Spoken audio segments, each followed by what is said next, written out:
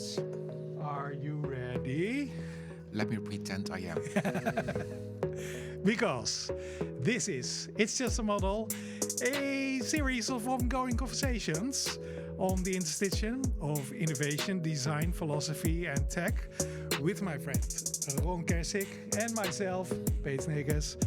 And you said you already had something interesting to talk about, so tell me. Well, maybe not interesting, but certainly fascinating. Oh, okay. Well, So it's- isn't that like if we made Venn diagrams? You would hope that they intersect, right? Yeah. No, it's Cavemen and the Pope. Ah, you've read the document of the Pope. Yeah, it took me 4 hours. How did you like it? Fantastic. I It's one of the best, if not the best. No, it's one of the two best pieces on AI. yes. And the other, so the number 2 was also released this week. It's called After Automation by Dan Schipper. Lincoln, etc. But honestly, really, really, really good. But the Pope, Yes. What such a surprise. Well, on the one hand. On the other hand, I mean, it's always a question, right? The previous Pope was kind of like a modern Luddite, if you will, a person that basically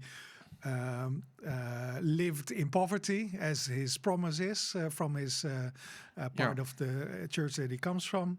And this Pope is definitely a modern Pope, an even modern Pope. I mean, so I probably shouldn't be surprised because this Pope is numbered Leo 14. Ah, And there also was a Leo, I think 12. There was a Leo 12, of course, but yeah. the Leo 12 also wrote a piece like this Oh, at the beginning of the Industrial Revolution. so that's quite a while ago. Quite a while ago, but it's and one of the reasons why I found this interesting is that I shouldn't be surprised, actually. Because this is something Leos do? Perhaps, but but this is also what a pope maybe should do, right? I mean, Yeah. because the piece was called, if I got it right, Magnifica Humanitas. Yes. Well, I rest my case. Yeah. It's the human-centered, right? It's human-centered, anything. It's that it, and whoever wrote this, or plural, I guess, it's really good. It's really readable, and it's very human-centered. Yeah. Without being Luddite, without being this is bad. Stop it. It was very well informed, as I can remember. Yeah, it is. I mean, most of the time you would say, "Oh, AI bad, destruction of the earth with the wasted materials and energy, blah blah blah." Perhaps a different influence on our society, etc., etc. But this was very nice. It was well balanced, and also, okay, let's not be against AI and modern technology per se, but just let's put it in a context that we all understand. Yeah, and the context is human Yeah, and humans. yeah, and also something bigger than just the individual. That's one of the takeaways absolutely. as well. Yeah. It's the. I love that. Yeah, me too. I mean, it's the so one of the things I underlined in that article is that data is a common good, Yeah, which is obviously true, or it should be obviously true, or it obviously should be true. yeah. But it's a very pleasant piece to read, even though it's freakishly long. For the It current day, is. for the Yeah, current it's not just day a and age. magazine. No. It took me literally 4 hours. Okay. Well, then you're a quick read, I think. I'm a quick read, so that's why I'm surprised that it still took me 4 because hours. it was like 47,000 words or something, Kin. I don't know the word count. It was but really interesting. I was reading it online and I didn't see the scroll bar move with every page. This is one of those days. There wasn't this progress bar on top, like Let's see. 15-minute read. Well, Yeah, but I have been doing a newsletter where I pick 3 articles and 3 podcasts every week. Yeah, And yeah. I've been doing that for 6 years, and it's the first time I had to quote a pope. So it's, I don't know. that is I'm done. actually nice. Yeah. Yeah, I think most of the time the popes are, if they communicate in such a manner, they go for the big themes, right? It's about poverty, it's about inequality, it's about war and peace. It's the big four. Yeah, and this is then one of the big themes apparently. Yeah, and that's yeah. why I meant what the previous Leo did the same thing at the industrial age. So this is literally Definitely similar this vibe. is yeah. So this is the takeaway. We are at exactly the same point, So but different. So he also acknowledges, like, I'm doing this today because I see a similar pattern as my predecessor. And we might be at the cusp of like this huge change, or we're actually in the change. That might also be the case. Which is true. So yeah. Well, you're a big advocate. You predicted it or claimed it the last time. I certainly claimed it. Yeah, definitely. Yeah. So, but you said 2 words. Yeah, caveman. So what's up with that? What's the caveman part? So the caveman LLM is back in the limelight again. That's a that's a piece of software already out last year, but it's where the feedback or the output of an LLM is truncated into to its in grunts to the basically to the minimum possible. So it sounds like caveman, right? You know, it's answer good, try again. I mean, those kind of things, right? And because that's more efficient. It consumes less tokens, and of course, more tokens is bad. So instead of telling you a more elaborate answer, you get the answer. It's basically how a compiler checks your programming language, right? Line 42, character 27, unexpected end of line. That's it. Yeah. And you figure it out. I think this is a misnomer. I think because I think I'm not sure which writer or author came up with this sentence, but he was writing a letter to his brother, and it started with, "If I had more time, this letter would be shorter." Yeah. And I think the same goes for LLMs. I think it's harder to give concise answers, at least from my experience. Yeah, but I mean, short and Or it's concise prompted is not the same thing, right? I mean, it's what surprises me, if not annoys me, in this whole caveman thing, right? Is this is your typical? Is it again the software mind? Yeah. Right. This distill it down to just to flatten it, right? Yeah, I mean, it's the yes. I mean. And yes, sometimes the answers are long, but sometimes the answers are also very subtle, right? And there is words, and there is a reason why we have various words for things, and that's why we have sentences in sentences, and it loops back. And this is not inefficiency. This is, I don't know, building up rapport, building up a story, building up connection, building up a vibe, and I see you and all these software people then responding, "Oh, we can even do better than Caveman LLM. We can have programming languages." JSON. Yes, because of course JSON and if then else and while loops. That's the way to understand the world. Brackets all the way. I mean, it's the. So that's the software mind again. I mean, it's that it is wasteful, right? I mean, all these words I was now using to get my feelings across. Were they wasteful? Maybe for the people now listening and thinking, get on with it, right? Yeah. Well, but it's part of. This is part of what we do. So stop this. I think if we made a codex of it's just a model, we would refer back to the codex of the previous season. Oracle versus Muse. Yeah. And, that's a nice and one. I think the verbosity that we talked about is definitely more slanted towards Muse, because it's very subtle and you can pick up the things that are important to you, rather than Oracle, which is a testable truth, basically, and that can be concise and not, how do you call it? It can only be interpreted in one way. Yeah, that's a really nice one. Never thought about it like that. Yeah, that's the first jump that I actually made. I really like that. So, but the Caveman LLM was that actually an attempt to make shorter interactions? I always thought it was a joke, but this week it was back in the news again, and it's back in the news again because people now discover that tokens actually cost money. Yeah. Right?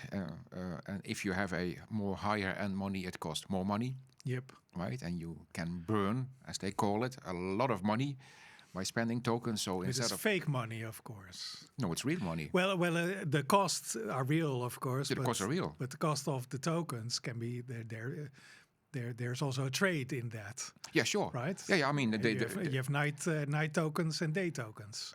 Yeah. I mean, there is marginal value in a token, right? Yeah. So it's but you have to decide: is the marginal value of a luxury token worth the extra price? So is a what is it now? Opus 47 1 million input tokens is $15, I believe. Okay.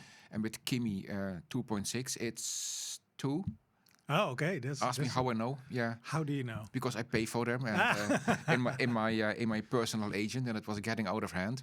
Okay. And I mean, going from 15 to 2 is almost an. So is it a trend? Like they try to counter each other in the cost level, or is it more the blind chase to have the highest quality? That's it. It's. I mean, and that's why I call it a luxury token for nothing. Yeah, right? yeah. I mean, it's that was a really nice reference. Yeah. I mean, I have this really weird habit that I like to. Oh God, I like to buy handbags for my girlfriend. I want to add. Right. Okay. Good. And I can. Yeah. I'm not sure if that was necessary. It's totally acceptable to have handbags. That's I'm a backpack freak. That's. I have more backpack than bags Yeah. Okay. Sure. Good. Totally. I mean, in it's this building. So I can really appreciate a luxury handbag. Yeah. But at some point, you have to ask: is the marginal increased luxury worth the extra price? Yeah, indeed. So this is the same thing. Remind me Good. that I'll share a link with you specifically about favorite handbags. This was an entire episode. You're not going to destroy my illusion, right? No, Okay, not at all. No. Okay, It's actually people appreciating bags. And similarly, the man talking about his appreciation for the craft, and his wife, her appreciation of the usage. Yeah. And also the Oh, that's nice. And both of them are fashion critics. I think I talked about him earlier. He's called. Oh man, I know. Now I'm blanking out. I'll get back to that. Fantastic. No, so good. Yeah. And but they review things, and I've been more and more trying. So I'm trying to force myself to get different kind of slants in this podcast, because we're kind of talk about AI a lot. But I think the thing that we try to do is also frame it in either a societal role, Yeah, or I mean, in a different view than just usage, like function. Oh yeah, sure. But I think the reason why we talk about AI so much is because it's a cultural phenomenon. Yeah, definitely. Right? I mean, I don't care. No, it's not true. I do care about the technology. I'm actually fascinated by the technology. But Yeah. I'm much more fascinated about its cultural impact. Yeah. But also, for instance, right? I mean, we're now approaching the point that for instance, coding agent is more expensive than a software engineer. Oh, indeed. Huh. Like the yearly cost? Yeah. And with the same yield. See, that's then the thing. Do you get the same yield, or Quality. me trying to sound pretentious, the same marginal value, right? It makes me sound it's the. But this is really interesting, right? Yeah, I mean, it always was that tools were always way cheaper than the people actually operating it. That was the goal, yeah. That was the goal, and now we have a tool that's actually more expensive than the person operating it. And are those the luxury token? Luxury tokens. Okay. Because if you take the really good ones, and they are really good. I mean, GPT-5.5, the new Opus 4.8, it's just spectacular. Yeah. But if you run an agent on that one, and nowadays you have to do it via the API and not via your blanket subscription, as could be expected, gets expensive really quickly. Yeah. And if you think, this query or this task cost me, I don't know, $1.50, think, what's $1.50? But if you have something that does it 24 hours a day, 7 days a week, you might get. But those are continuous agents. I mean, it's basically project managers that run 24 hours a day. Yeah. or at That's- least, that's or at least interesting. a certain continuity, right? Yeah. But I think it's really fun that actually can put a price tag on a certain outcome. So I don't know anything about specifically the coding side, right? So I'm a previous, Yeah. or how do you call it, recovering Recovering programmer. That's how I call myself. Yeah. it's Well, the- I guess I'm one of them as well. And I know how to make software. And from my point of view, the most expensive part is the part after the beginning. Right? So the beginning is easy. It's like you have a great idea, you start programming, you have like a rough concept, it works. Basically, you should be done from that point on. yeah. But you don't, because you want to sell it or make it usable for other people or make it maintainable or stuff like that. And that's when the meter runs. And I'm really curious on how that goes with the LLM-based coders. Are the costs rising because they start because the project becomes more complex along the time? Oh, that's an interesting one. It's the didn't expect this thing to happen. No, it's the I think yes, it does. Yeah. If you just automate the human software process, Yeah. and no, it doesn't if you don't. So I'm actually quite big on again, it sounds pretentious, regenerative software, which basically means you don't maintain software. Just a one-shot software. And then you recreate it. That's interesting. And recreate Did we it. coin that? Did anybody coin that? Because Unfortunately, yes. Oh man. Yes. At least the person that I took it from is Chad Fowler. Link will be in the Snow Globes. Yes, indeed. And I'm going to see him at a conference next week. So I'm really looking forward to that one. So you can refer to this particular clip. Yes. That we paid homage. Yes, that was certainly my intention. No, it's the end, but that's the point, right? I mean, you have to reinvent. You can reinvent what we have been doing manually for the past 60 years. Yeah, and all these. I mean, and people typically complain. See, these LLM software coders don't work because exactly what you said, right? It ramps up because the complexity gets bigger and bigger, and the refactoring gets more difficult. Yeah, they start but don't finish. And more brittle. But of course, you need to go back to, first order principles. Why are we doing this again? Yeah. Why are we maintaining software? We are maintaining software because once upon a time, making software was difficult. Yeah. You needed to get really specialized people, and actually, more often than not, weird people, to actually do this, right? And you had actually to learn a language to talk to them. Did you know that weird people are also people that put a different foot in front of the other on skateboards? It's called Goofy, right? No? Oh, that's Goofy, right. Yeah. What's weird then? Because there's also weird in the same I think this was snowboarding, and I wanted... Snowboarding, that's the one. I wanted to do snowboarding, I wanted to be goofy, but I wasn't. Yeah. So I was really disappointed, so I didn't Try do to it. force yourself being goofy. I want to be I'm goofy. ambidextrous, only with feet. It's the, right, but that's why we maintain software, and that's why software development or software maintenance is so expensive, because the brittleness is still there, but you're delegating it to humans.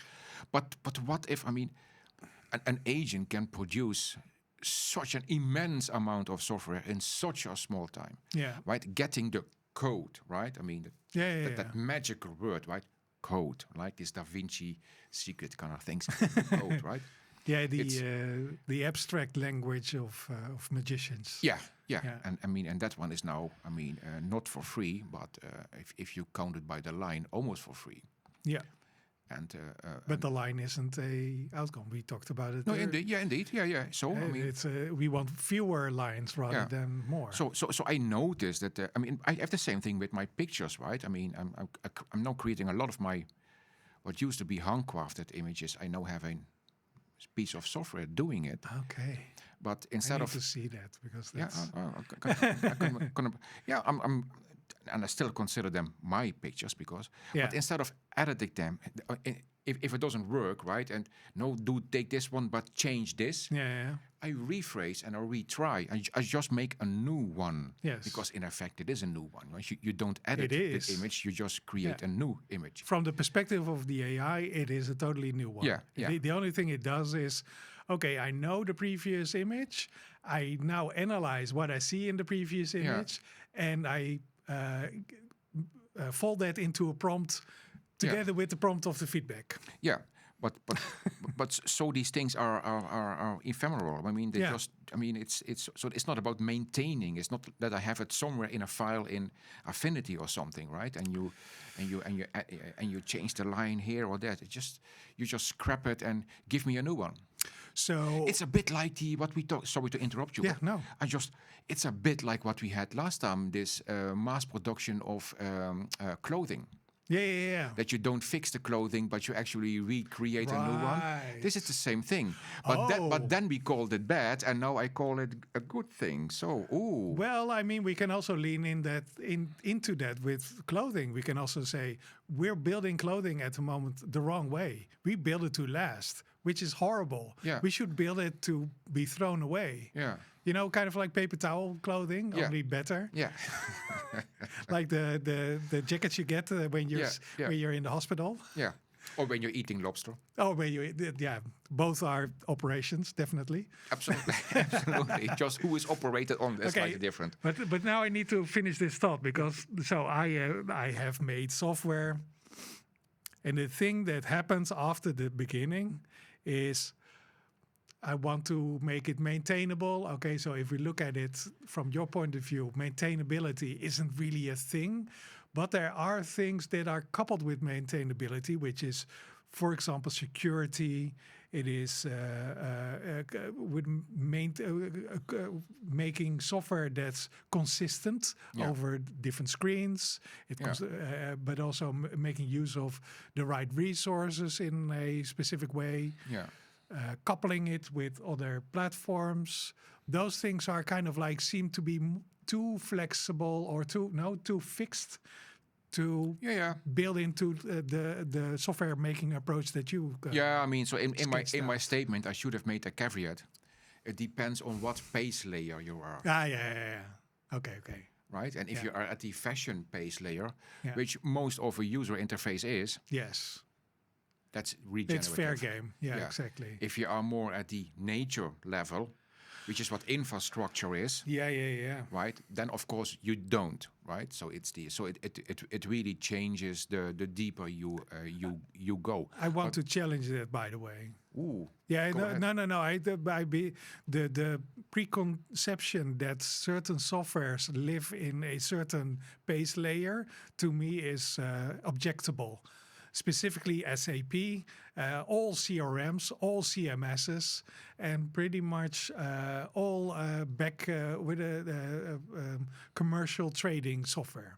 Because all of them are faulty, ancient, and based on very strict and faulty premises from my point of view. From your point of view. I've seen those softwares, and I feel like most of them don't adapt to the current way of thinking of those dynamics. So let's say a CRM built for relationships between a commercial entity and another commercial entity, or a person and another person, really doesn't matter. But that dynamic has changed dramatically, has increased in velocity and also ephemerality, if that is a word even. And a CRM doesn't evolve itself with that dynamic at all. Thank you for confirming what base layers is all about. Yeah, so you got the order wrong. So I think a CRM should get into a higher base layer. The fact, to reflect the thing that was already happening. But it's a bit like saying that the foundation of a building should be at a higher base layer. It isn't. That's the whole point. It is at this level of that whole base layering model because it doesn't adapt to reality. It actually is reality and accepts everything above it to adopt to it. Okay. So I guess then I'm saying perhaps certain base layers should be deeper than other base layers. So we're basically saying software is now a fashion thing, or a lot of softwares can be a fashion thing. So basically we're saying, okay, there's this gradient between fashion and the layer below that. So we have like a place where it can communicate with lower layers. So I don't know. We should think this. I should think this. Well, it builds on lower layers. I mean, it's it does. If you take the original base layer model, it was all about buildings, right? Yeah. And I mean, the lowest layer was the site. Yes. Right. I mean, exactly. That one is a given, and then you get the foundation, and then you get the skeleton of the should building. reread the book. You should. How Buildings Learn. How Buildings Learn. What a brilliant title. Yes, I think I ordered. It should be somewhere in those. It's a really nice book. It should be a physical book as well. It actually has to be a physical book. Yeah. I first read it online or digitally. Yeah. That doesn't work. Yeah. Also, too many pictures. I mean, this one. I mean, this needs to be a coffee table book. Yeah, but indeed. a coffee table book that you actually read and not just. Have not it just coffee read table. coffee or drink coffee on. Okay. But one more maybe, and then to close it off, and you can go to your notes. No, I was just looking at. Are we actually doing the thing that I wanted to do? Yeah. Oh, damn, sneaky of you. Almost. Yeah. Yeah, there was another paper published this or last week about how to spot that a piece of text is written by an LLM. Okay. And it's not the superficial bits, the M dash or the it's not this but that. But they try to look at it more at a more narrative level. Can you actually see how it narrates whether it's an LLM? And it turns out you can. Yeah. And there are a couple of traits, but one of them I found really interesting. I found two really interesting, is that the LLM always gets rid of ambiguity. It always wants to close the loop. Right? It's the this, and this, and it doesn't leave things hanging. And therefore this. It's and that one you can expect. One I found really interesting is that an LLM-generated text has much more sensory articulations. How you things feel and touch and taste, much more than people do. Which is really interesting. But that's weird because it's based on things that people have written. So how does that work? Is it more amenable to those words, or is it prompted that way? But of course, adding this leads into my next topic. Yeah, but of course, adding more sensory articulations also closes the ambiguity of things, right? Yeah. I mean, it's the because if not, you fill it in, right? I mean, indeed. How did it feel? How did it taste? And I'm actually saying so. It's the show don't tell spectrum. Yeah, and it likes to tell more than the showing, right? Or leaving the gaps. I thought this was really, really fascinating. Okay, show don't tell, by the way, is a thing in filmmaking, and most people say show the thing. Because if you don't, you need to tell it, right? And then you have a narrator that says something, or people are mansplaining things to each other. It's like, hey, I just picked this cup, and you say yes from the kitchen, and said, I filled it with coffee, or we could just walk to the kitchen and actually film us making the cup of coffee. Which is probably more concise and more, and also more communicative, right? It's not just the actions, but it's also the taste of the coffee. Yeah. So the machine is a bit more explicit in the telling, right? And I thought it was really fascinating. Do you think it's because of the LLM has a more limited vocabulary, not the vocabulary, but a more limited medium, just text, I mean? Well, I mean, it's comparing human text and LLM-generated text, so the medium is the same. Sure. But apparently we are more comfortable with ambiguity. Yeah. Pardon my the way I pronounce it. Yeah. So it's this is always the feedback. A lot of the feedback I get when I write, and it actually says, "Well, Ron, it's you're assuming people actually fill in the blanks." I use ellipses a lot, and it doesn't like that, right? Oh, okay. Most people actually don't like that I use ellipses a lot. But my ellipsis is this. Ellipsis the word, or no, the three dots. Oh, okay. Yeah. So what I wanted to say is, I'm just saying, like in the life of Brian, when he is actually trying to be a philosopher because he's hiding for the Romans, right? And he's making this speech, right, just to attract people, and then the Romans go away, and he stops his speech, right, and then people get really interested. Oh yeah. What is he about to say? This, right? This is that. Yeah, exactly. That you just leave things hanging, and apparently we can deal with this one. And And LLMs, I think they might be prompted as such. Yeah. They might have prompted to say, okay, this needs to be finished. Well, or post-trained. And of course, I mean, it's trained on text you find on the internet. It happens to be, I mean, rather transactional text, right? I mean, there's a lot of rational text on the internet. Yeah, well, and it's always sales, or most of it was also sales driven. So you need to go towards the transaction, of course. Yeah. So in a somewhat my cynical interpretation is that a tell of a generated text is not the M dash, but that it is more complete, right? Than a human-generated text. So the texts are a little bit more autistic. I mean, it's like the people that can't bear the dun dun dun dun dun. Yeah. Like this big, like in the Big Bang Theory, with tuk, tuk, tuk, tuk, and then he walks up, penny, and then she opens the door, and he can't do the third one. Link in the snow globe. Yeah, this one is so good and so. This is very visual, so we can explain it, but just and so recognizable. I have to say, yeah, indeed. Okay. But we talked about the characteristics of like the LLMs and let's say the personality of them. And so I've been looking at, I've been a little bit frustrated because I see a lot of people talking about the function of LLMs, but in a broader sense, AI. And the function is always the building, the making, the making artifacts and stuff like that. And it kind of disturbs me because I feel like you're leaving things out for the people that might need other things, don't need building, but need inspiration or need chaos or need the things that you get from a brush when you're painting. Right? You're using a brush not because it's precise, but because it brushes. Yeah. And it seems like there's only the mechanical pen version of AI. There isn't a brush version. There isn't a splash on the wall version, if we use paint in this case. It seems like. I don't know, right? And I definitely don't know.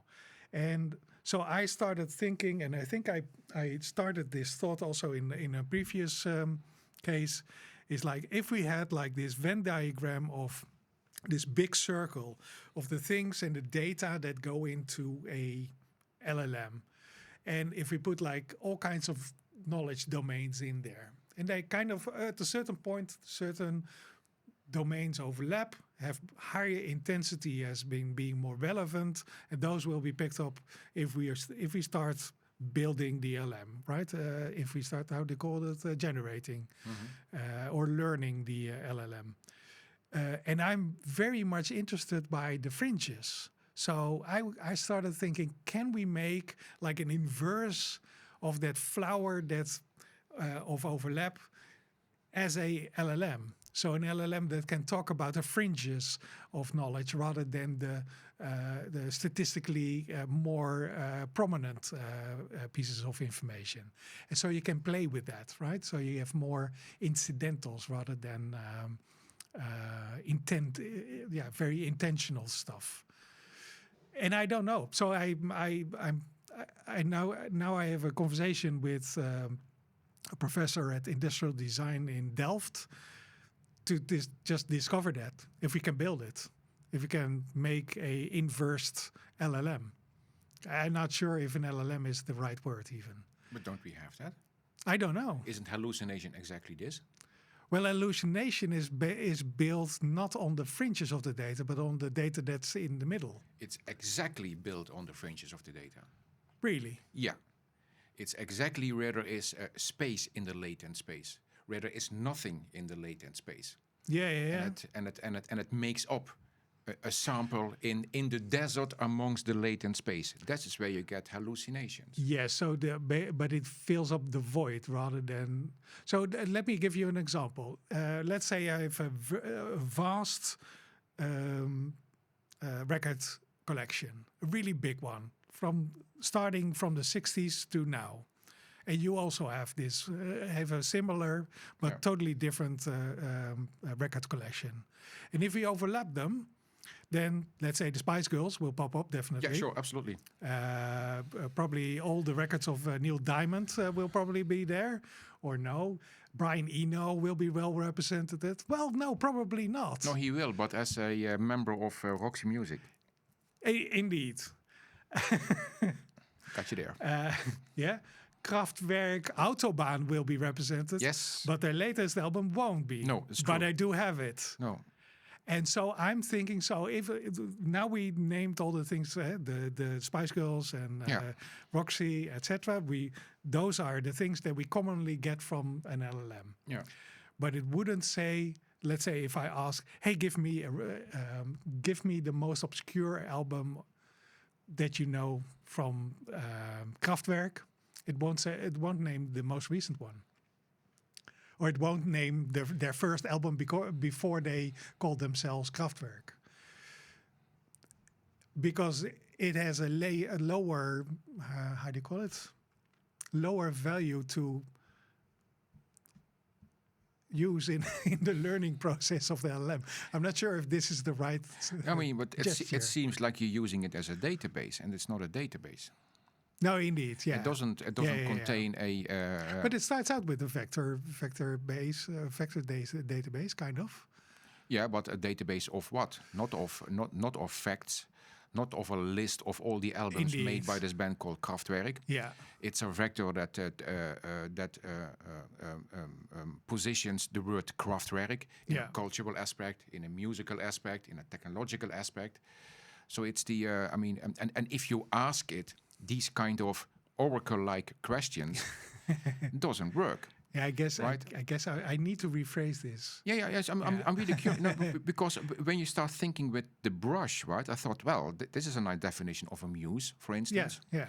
I was already parallelly thinking because men can multitask, ladies. It's true. I'm doing it right now. Yeah, you can't tell. Where was I? No, I mean this mechanical pen and brush thing, right? It's also a comparable juxtaposition as Oracle and Muse. Yeah, definitely. It's I really love it for the grittiness of things, and that sometimes there is this word that I didn't ask for it, but why did you say this? Yeah. Intellectual promiscuity. Yeah. Remember when who comes up with that? Turns out my good friend Claude did, right? So it's part of a discussion. Are we making T-shirts? I mean, those that we definitely have. There is potential. Oh, we should do that. Or posters. And make them like make them like when you look at in one direction, you see one thing, and if you look them in a different direction, you see something else. Oh, that would be awesome. Lenticular, that's the word. Oh, I didn't know. And but make them like they live.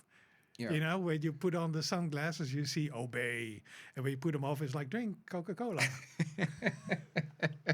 Right? They're all hidden messages. But I mean, because I really, so one of the reasons, I mean, this whole functional thing, I totally see that, right? But that's the cash register computer again, right? Indeed, yes. That's the computer we trained on. You go to the computer to get an answer that's correct. Yes. And it's efficient. And do it faster, cheaper. Yes. More digits. Okay. You get it, right? Yes. And we're not used to actually, because I mean, I really think that what you say, it's about what you put in it, the effort you put in it, the whole, almost the world you are giving it. Right, it's a bit like world building. You build just what you did with your record collection, right? Yeah. I'm pretty sure you didn't do that when you went to the LLM. You just asked it something. Often I have this question, the actual prompt to my LLM, and then I scroll up and up and up.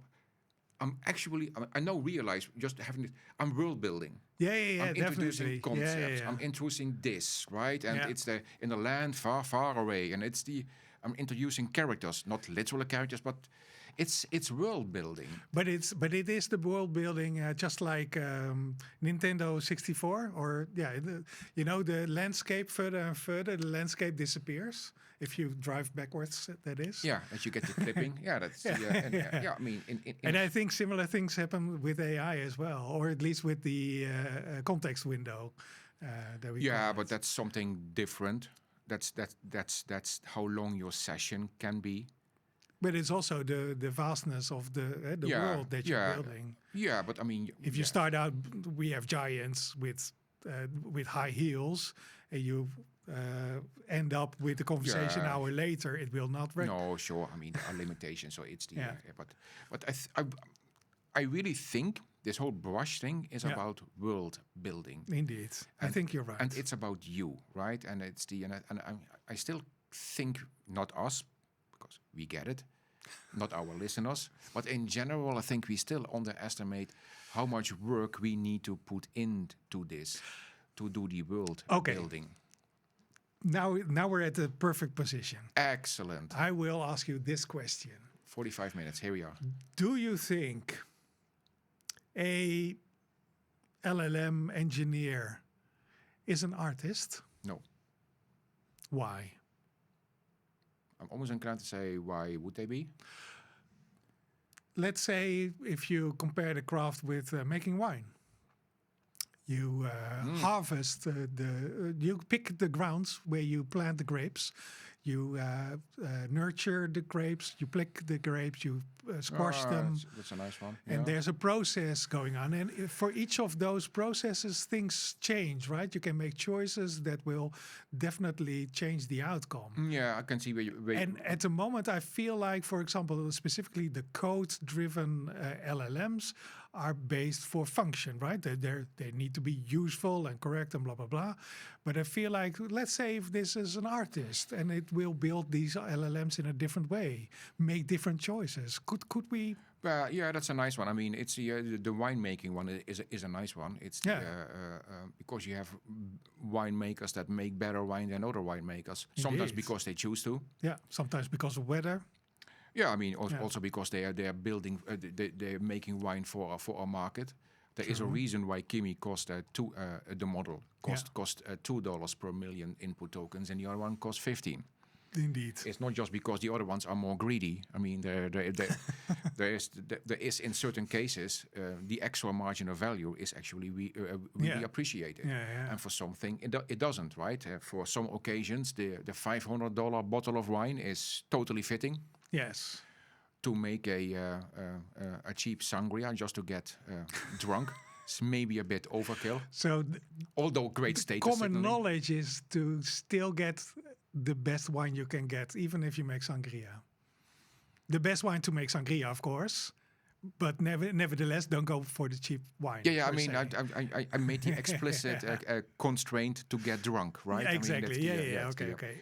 No, but I mean, but that's a nice one. No, but then my answer would be not yet. Yes. I have no idea how OpenAI or Anthropic make their model or grow their model or right. So, but I think that you can see how surprised they are themselves, what their models cannot and certainly can do. To me, I think you have less surprise with a winemaker. And again, I'm also not a winemaker. No. But I have a feeling that a professional and seasoned and experienced winemaker, given the quality of the grapes, given the soil and what the weather was, has quite a clear understanding what he or she is making and what the product will be in the end. So the margins of the wine ending up at the space where the person thinks it needs to be is smaller than we now have with AI growers. Yeah. How do we call them? Engineers? AI growers, I guess? Yeah, I mean, actually growers actually kind of nice. And that margin is is at least uncomfortably big. That is, it came up as a brilliant thing, like GPT 4.3, I guess, which was a very nice one. And after that, 5 was kind of a dud. Yeah. I mean, it's. Yeah, I'm always. But yeah, for instance, right? Yeah. I mean, Claude 4.7 seems to have a rather lukewarm reception. Yeah. And within what is it, a month, 2 months, we have 4.8. Yeah. That feels like an emergency action, right? So Yeah, I mean, yeah. so they must have been surprised themselves. Yeah, it was for the stakeholders. Yeah, I mean, they want to do an IPO, but Yeah. but still, I don't think that they wanted to be 4.7 more disappointing than 4.6, No. which is the general consensus. Yeah. But at the other hand, Ferrari produces a car that everybody thinks is totally and utterly crap, designed by Mark Newson. So I'm not ready to say that it's crap yet. Right? No, but I mean, so these things happen. But also that certain behavior of an LLM comes as a surprise of the people that made it. Right. Certain use cases that it is really good at is actually surprising to the people itself. So the term engineer, LLM engineer, is a misnomer. Well, I mean, they do engineer, of course, engineering tasks. I think, but the outcome isn't as certain as you might expect from the an emergent engineer. outcome, and that's it, Yeah, right? yeah, I mean, they're absolutely engineering the model as this collection of model weights, right? Yeah, you have exactly. nodes, and they all have a value between 0 and 1, and you encode it with 24 bits or something, Yeah. right? I mean, that is absolutely engineering. But the emergent behavior, if you put it in the hands of real people, real weird people, I mean, just like I talked about this course I did about having Claude write erotic fiction, Oh, yeah. right? Trust me, they really did their best, those Americans, Yeah. to not have Claude emit something even closely resembling eroticism. Try it. And it gets even really aggressive. Oh, really? Yeah. It's the don't. There isn't an innuendo module in there. Yeah, I mean, It's like, okay, write this code, but use cheeky class names. No, it gets really aggressive. It gets don't try this again. Oh yeah, you can try and rephrase, but I won't do it. I mean, really push back it. It is Anthropic, right? Yeah. And Anthropic. And the question also from the artist, whether or not they're artist or no, or could be artist, is kind of also from that point of view. And I'm very glad that you didn't go there, because Anthropic has this personality brief in their LLMs, right? Basically their values. Yeah, sure. Yeah. And it kind of leads into there. It's like, yes, they use values. So it's kind of like a art piece, if you will. But I think I also said it in a previous episode, but I'm pretty sure I can tell you whether a certain output is ChatGPT, Claude, or Grok. Yeah. Gemini, I can't. It's too vanilla, right? But I mean, they have different personalities. Yeah, indeed. Personalities, right? But they sound different, and they respond different, and the words they use is different. Yeah, even the different versions. I found totally, out. right? So it's so that there is something growy in there, something crafty, right? I mean, even if you are a seasoned winemaker, I mean, there still will be variances, right? I mean, it's the you have a good year and a bad year. I mean, and that's why you. Typically, champagne is a blend, right? Because you want to have the same, etc. Is it champagne? Is from a specific area? Yes, but is it a blend from different grapes? It's from a specific area, but it's the different vineyards, and different vintages. It's quite rare to have a champagne from 1 year vintage. It's called a millésime.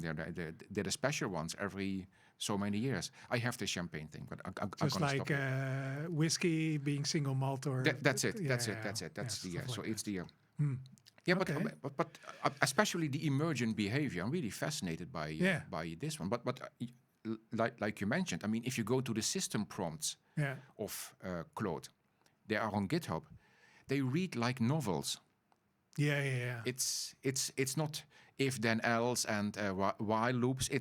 It's prose, and you almost describe like a world to it, right? Where it has to fit in and to behave in a certain way.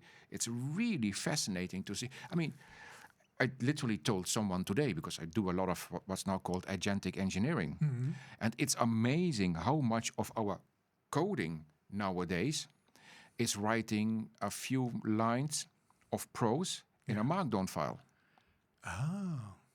So much of what we now do and what it does and how it does and how well it does comes down to lines of prose in a Markdown file. And is relevant prose or just? Yeah, obviously. I mean, well, I don't know. No, I mean you tell the interpreting agent, quote typically, or in one of the anthropic models, on how to understand things and how to respond to things. Yeah, indeed. So, for instance, right? I mean, one of the use cases we're not doing is to say this. Literally, say the input document you will review, consider it to be faulty. It's not correct. And so provided with biases. It's provided with a context, provided with a world model. Yeah. Right. I mean, and also with the view on said world. That's it. And it's amazing how effective that is. It's I mean, you can't steer it fully 100%, right? But so the general direction, and of course, writing a few lines of prose in a Markdown file is a much more effective process than writing 500 lines of TypeScript, for instance. Definitely. Right? So and you see the turnaround time in cycles, the iteration speed is just hilarious. What used to be done in a week, you now do in a day. Yeah. And sometimes an hour, because it's much more, maybe not condensed, but it's much more gritty. It's much more, it has much texture. Yeah. I was about to say that. Yeah. It has texture. And it's I call myself recovering programmer, right? Because I got really bored by programming. Yeah. And now I'm programming in what I love, and that is writing. Right. I'm writing prose. And yeah. formulating sentences slightly different. And do you think that's because it's more near to your personal preferences, or do you think you're just you're more articulate because this is a language that you use all the time? I think both. But it's and it doesn't sound in this podcast, I know. But I take pride in my language. Yeah. I take pride in the words I use, how I use them, the metaphors, the wordplay, etc. Right? Yeah. I mean, it's and now when I was a programmer, I had a certain programming style. You could see that I wrote this. Yeah. Right? I know such a person. Yeah. But now it's prose, and I'm just flabbergasted that this works. Yeah, I really do. Did you see the Google presentation? So Google basically says, okay, search is now AI, or AI is now search, whatever kind of thing. Yeah, and they said they basically presented it as being, rather than getting a list of results or even a dialogue. You get widgets kind of things. Yeah. And straight away I started thinking this is Wolfram Alpha. Because Wolfram Alpha is like this math-driven tool that has all kinds of different widgets to calculate or to give you like a visualization of something or other. Yeah, it looks like the same, right?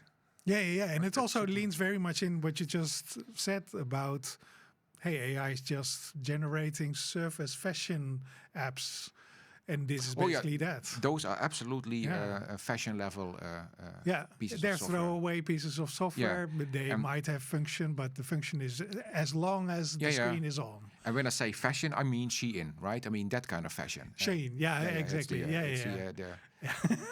I always, with younger people, get in the discussion how to pronounce it. Yeah, I think Dutchies say something shine. Yeah. I'm not sure if that's the one. That really doesn't matter, I guess. No, I know. See, but I love words, so I insist on calling it Shein. Indeed.